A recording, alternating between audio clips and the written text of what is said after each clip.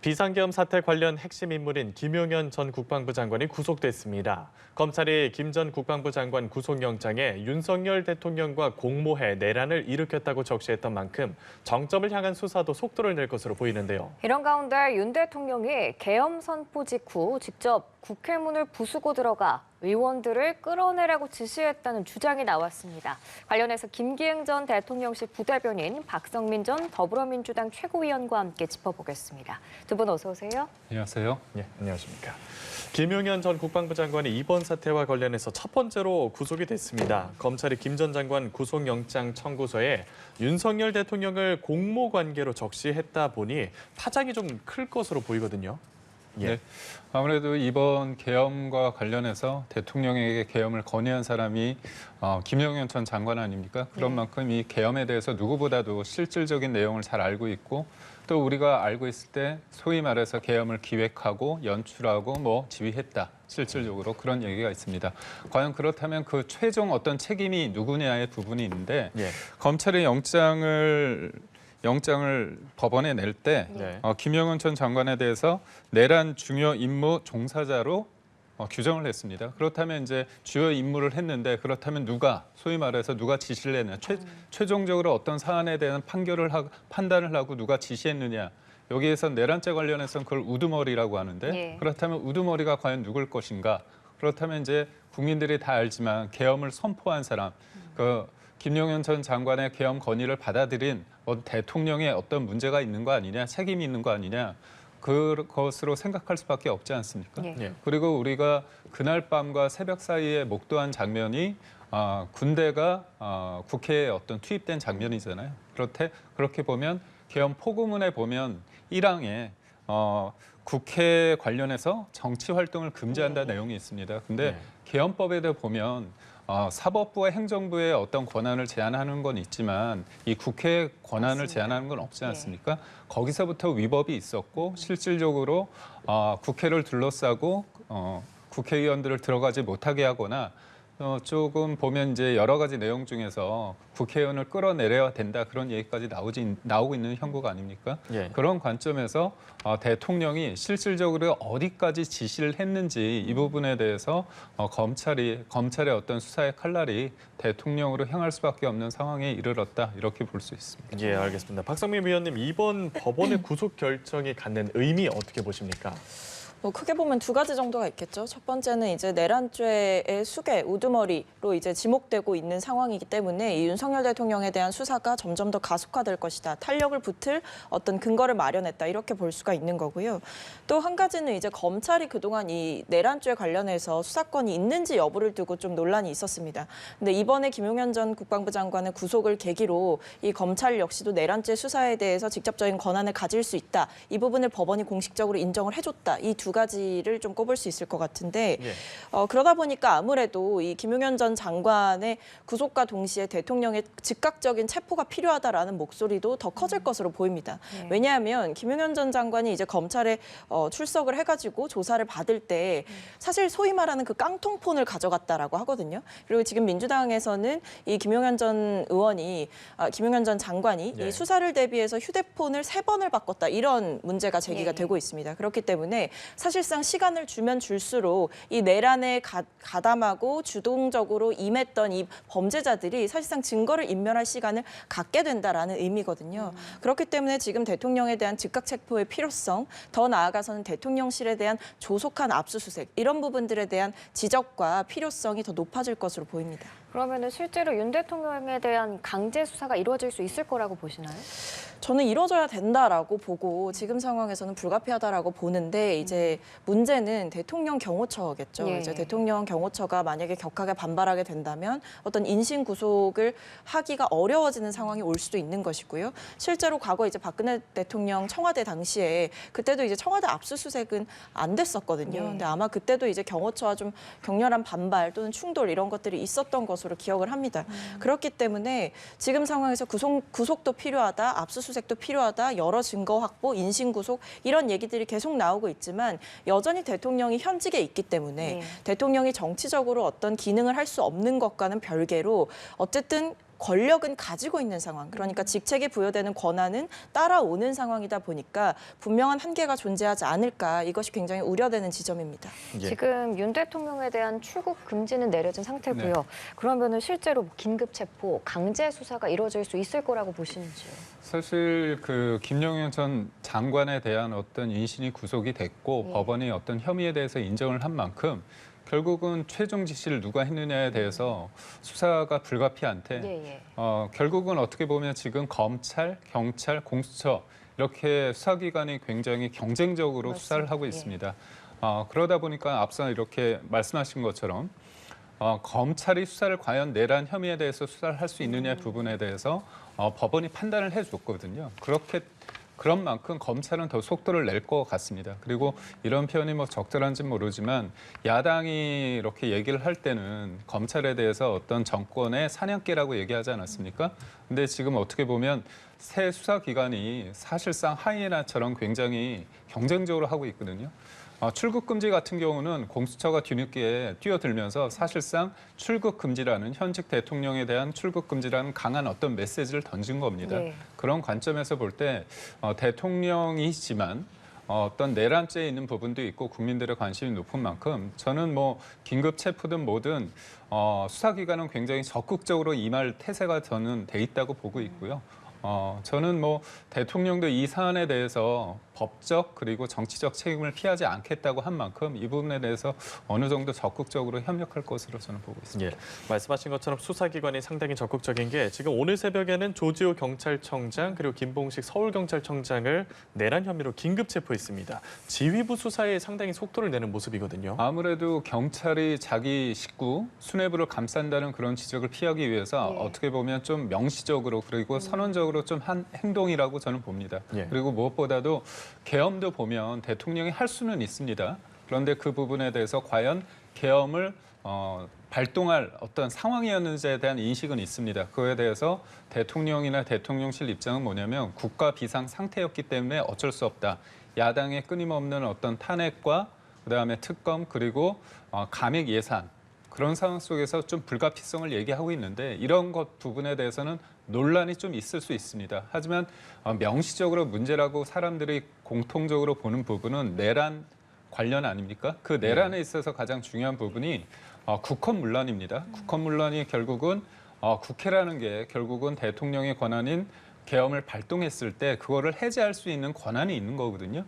근데 그거를 못하게끔 하는 데 있어서 경찰 수뇌부가 경찰들을 통원해서 국회를 에워싸고 국회의원들을 출입하지 못하게 했다. 이 부분은 굉장히 문제라고 보고 있는 겁니다. 그런 관점에서 있을 때 경찰이 어떤 수뇌부의 어떤 부당한 어떤 지시에 대해서 그게 국헌문란에 있어서 가장 중요한 내란죄 혐의에 있어서 중요한 어떤 기준점이 되기 때문에 이 부분에 대한 명시적인 어떤 근거가 있다고 보고 인신을 어떻게 구속한 것 같습니다. 예, 경찰청장과 서울경찰청장 내란 혐의 긴급 체포에 대해서 어떤 생각 있으십니까?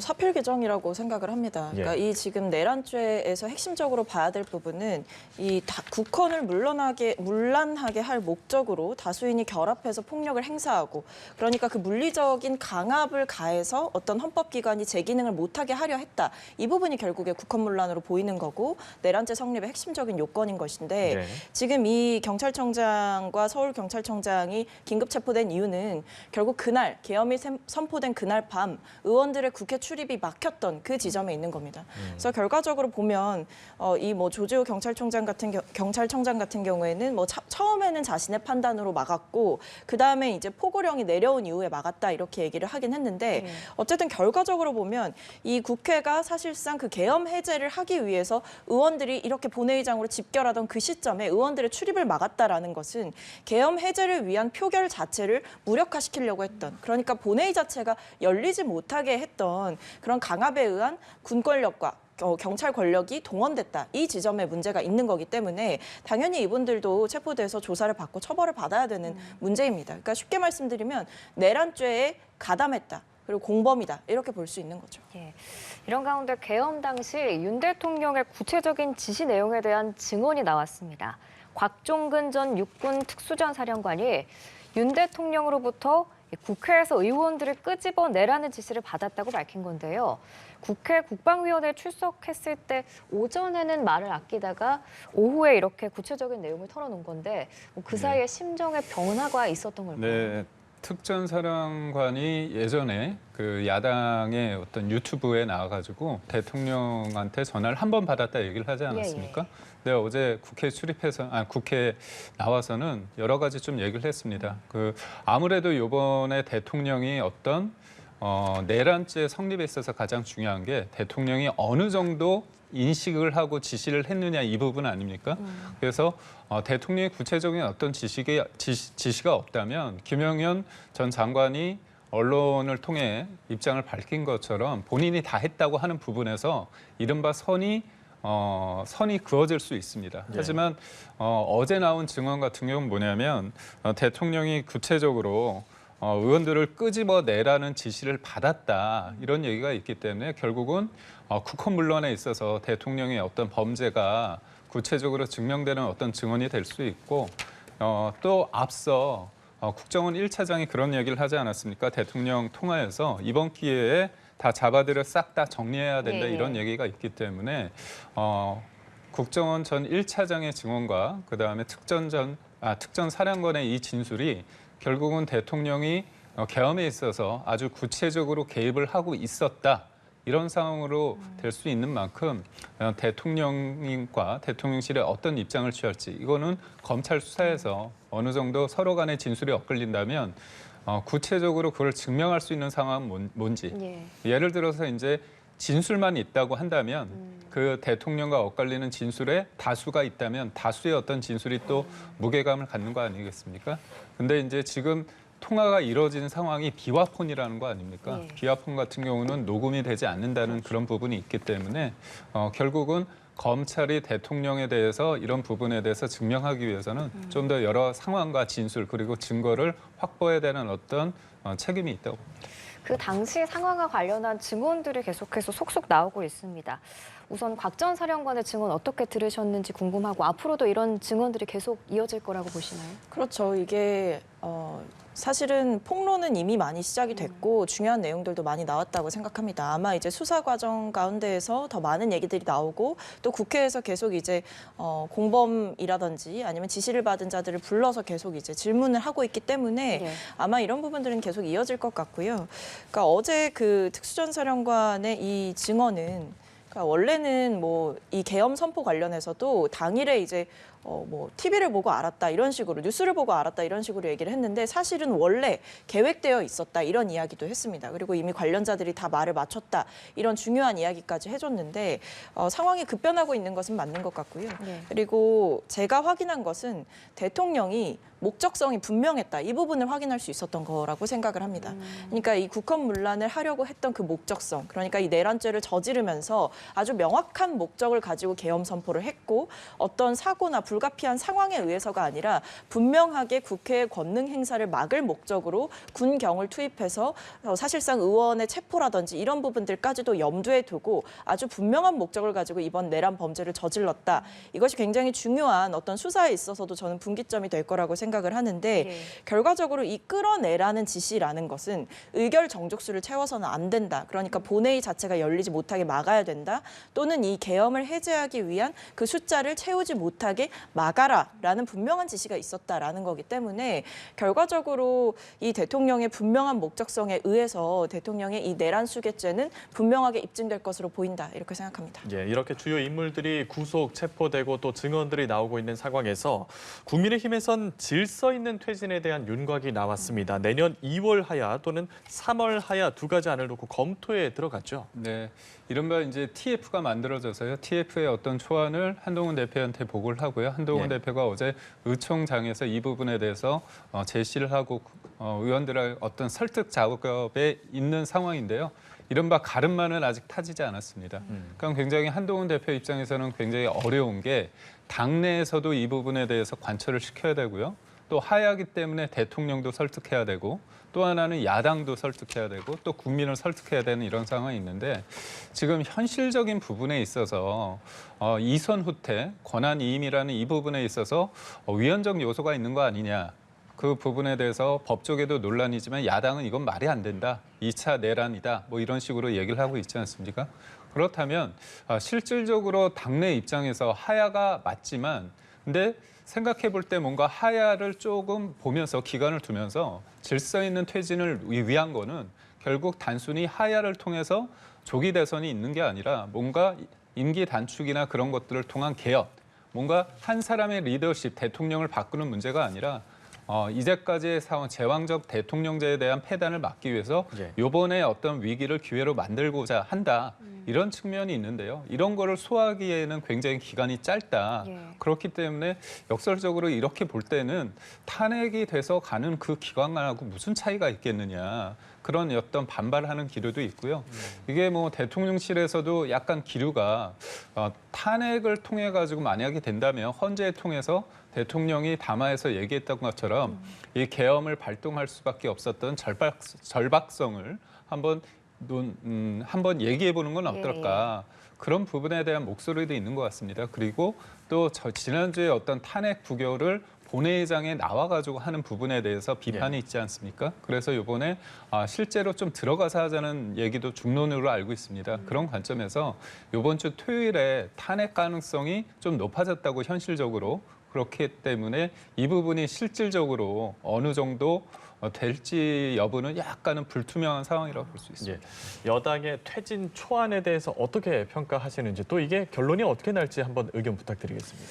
일단 저는 이 두 가지 안에 대해서 2월 또는 3월 하야 이 부분에 대해서 국민의힘의 꼼수라고 생각합니다. 사실상 시간을 벌어보겠다라는 지연 전략을 굉장히 그럴듯한 말로 수습 방안 이런 말로 좀 국민들 앞에서 좀 속이고 있다 이런 생각이 드는데 일단 첫 번째 드는 의문은 왜 2월이고 왜 3월인지에 대해서 국민의힘은 제대로 설명할 수 있는지 궁금합니다.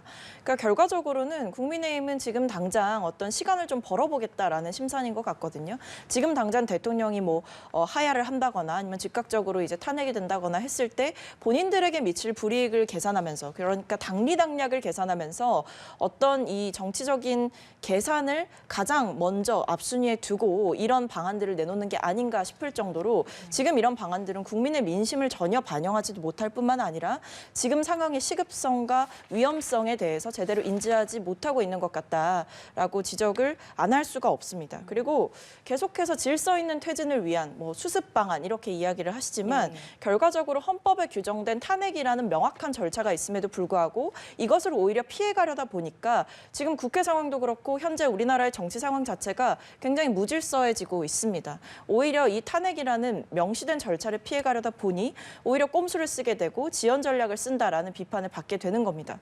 결과적으로 근데 더 큰 문제는 이렇게 안을 내놓는다라고 하는데 이 부분에 대해서 내부에서조차 의견이 갈린다라는 겁니다. 지금 보면 일단 당장 이번 주 토요일에 있을 탄핵 소추안 표결에 대해서도 어떤 명확한 방침을 정하지 못한 것 같고요. 또 한편으로는 이 퇴진안에 대해서도 친윤계와 친한계가 목소리가 다르게 나오고 있습니다. 너무 빠르다라고 친윤계는 이야기하고 있고 친한계 쪽에서는 이 정도라도 하지 않으면 어떻게 되겠느냐라고 이야기를 하면서 사실상 내부 분열이 일어나고 있는 상황이기 때문에 실현 가능성 자체는 매우 낮아 보인다 생각합니다. 네, 또 좀 전에 김 전 부대변인께서 언급을 해주셨는데 대통령실이 이 대통령이 하야보다는 탄핵을 당하더라도 헌법재판소에서 법적 대응을 하겠다라는 입장을 여당에 전한 걸로 알려진 이런 보도가 나왔거든요. 이런 지금의 대통령실 입장에 대해서는 어떻게 들으셨는지 궁금합니다. 국민들과 싸워보겠다는 걸로 저는 들리는데요. 그러니까 법적인 대응을 통해서 어떤 본인의 어떤 법적 다툼 또는 법적인 권한 행사를 하겠다 이런 입장 자체가 냉정하게 보면 법적인 해석을 다 떠나서 승패 의무를 떠나서 본인의 계엄 선포가 잘못됐다라고 생각을 안 하기 때문에 이런 얘기를 할 수 있는 거 아닙니까? 헌법을 지켜야 하고 국민의 생명과 안전을 지켜야 하고 이 삼권 분립의 원칙을 존중했어야 될 대통령이었다고 한다면 이번에 반헌법적인 본인이 저지른 이 엄청난 짓에 대해서 책임을 지고 사실상 당장이라도 물러나는 것이 맞는데 그것이 아니라 하야보다는 나는 탄핵을 통해서 어떤 법적인 판단을 받아보겠다라고 하는 것은 시간 벌기뿐만 아니라 일단 기본적으로 본인이 잘못했다라는 인지 자체가 없기 때문에 저는 이런 어떤 굉장히 국민들 입장에서 봤을 봤을 때는 좀 파렴치하다라고 느껴질 수 있을 정도로 어떻게 이렇게 뻔뻔한 대응을 할 수가 있느냐라는 얘기가 나올 정도로 저는 이 입장이 나왔다는 것을 보고 좀 믿기지가 않았다라는 말씀을 드리면서 예. 지금 국민들의 민심은 대통령의 반헌법적이고 이 불법적인 계엄에 대해서 책임을 지고 대통령 당장 자리에서 내려와라라는 것이 민심이라는 점 다시 한번 전해드리겠습니다. 지금 박 전 의원의 의견에 덧붙이실 말씀 있으시면.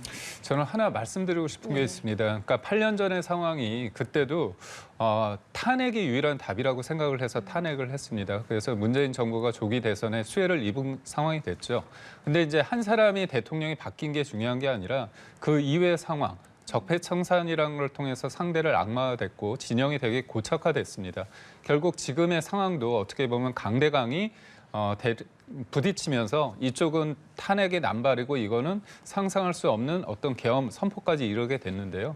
결국 과거의 잘못이 있는데 지금 급하다고 해서 똑같은 방식으로 이렇게 하다 보면 누군가는 수혜를 입습니다. 그리고 현실적인 얘기를 한다면 저희가 뭐 이재명 대표가 대통령 되는 걸 꼭 막고자 하는 게 아니라 현실적으로 지금은 대통령의 상황이 크기 때문에 이 부분에 몰두하고 있지만 이 부분이 어느 정도 불확실성이 제거되면 그다음부터는 이재명 대표의 사법 리스크가 돼도 됩니다. 그렇다면 2심에서 유죄가 나온 상황에서 최종심이 나오지 않았다고 하면 그때 대선이 이루어졌을 때 국민들은 그 대통령의 어떤 리더십 그런 부분을 존중할 거예요. 무엇보다도 헌법 84조에 의했을 때 대통령이 내란 외환에 대해서 헌법상 제외하고는 헌법상 소출을 당하지 않는다고 했을 때 기존의 재판에 관련해서는 그게 재판이 계속 진행된다, 안 된다에 대한 논란도 있습니다. 그렇다면 저는 이재명 대표가 진정으로 국민의 불안을 조금 누그러뜨리고 본인의 사법 리스크 그리고 대통령이 만약 됐을 때 어떤 리더십에 대한 어떤 공고함이나 어떤 정당성을 부여하기 위해서는 제가 볼 때는 이재명 대표가 스스로 나의 사법 리스크가 어느 정도 제거됐을 때 대선을 하는 게 낫지 않느냐 이렇게 선제적으로 얘기한다면 지금의 많은 불안과 의혹과 그런 부분이 해소되지 않을까. 그래서 이재명 대표의 결단이 좀 필요한 시점이 아닐까 싶습니다. 예. 민주당의 방침대로라면 오는 토요일에 두 번째 탄핵안 표결이 진행될 전망입니다. 지금 여당 내에서 균열이 감지되는 분위기거든요. 네. 그러니까 이게 참 어려운 것 같습니다. 네. 한동훈 대표가 여러 가지 좀 얘기를 했는데 그게 안팎으로 조금 비판을 받고 있고요. 네. 동력을 얻지 못하고 있는 상황입니다.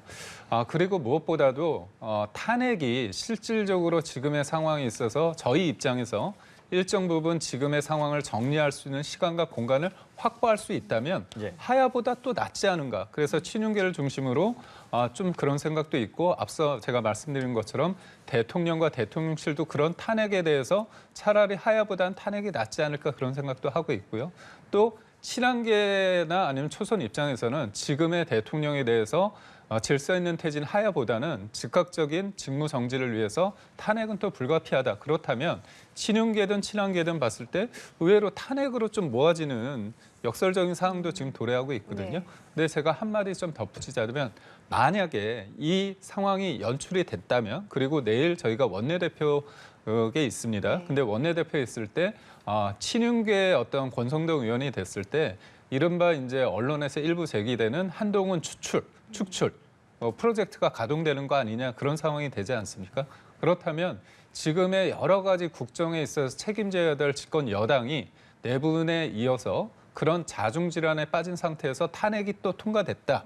그랬을 때 지지자들이나 국민이 봤을 때는 또 진짜 어떻게 보면 이렇게 무책임할 수밖에 없다. 그런 어떤 비판에 직면할 수밖에 없습니다. 그래서 며칠 동안의 상황에 대해서 한동훈 대표가 생각하는 질서 있는 퇴진이 가능한 안을 당내에서 뭔가 결집을 하고 뭔가 중지를 모으고 그걸 대통령한테 얘기해서 관철시킬 수 있을지가 그리고 탄핵에 있어서의 표결에 이르기 전에 한 목소리를 낼 수 있을지가 굉장히 관건이다. 주요한 관심사다 이렇게 볼 수 있습니다. 예, 이번 두 번째 표결 어떤 시나리오들 예상하십니까? 저는 이거는 뭐 예상하는 것보다는 좀 이제 명확하게 말씀을 드리고 싶습니다. 이번에도 만약에 지난번과 같은 과오를 국민의힘이 범한다라고 한다면 국민들로부터 대통령과 함께 버림받을 것이다. 저는 이렇게 생각을 하고요. 그렇기 때문에 아마 지금 국민의힘 내부에서도 이 민심의 어떤 온도를 느끼고 있기 때문에 굉장히 지금 저는 뭐 내부적인 이탈, 심리적인 이탈 이런 것들이 가속화되고 있다라고 생각을 합니다. 그래서 이번 표결에는 그래도 양심적인 선택을 하지 않을까라는 기대를 조금은 걸어보고 있고요.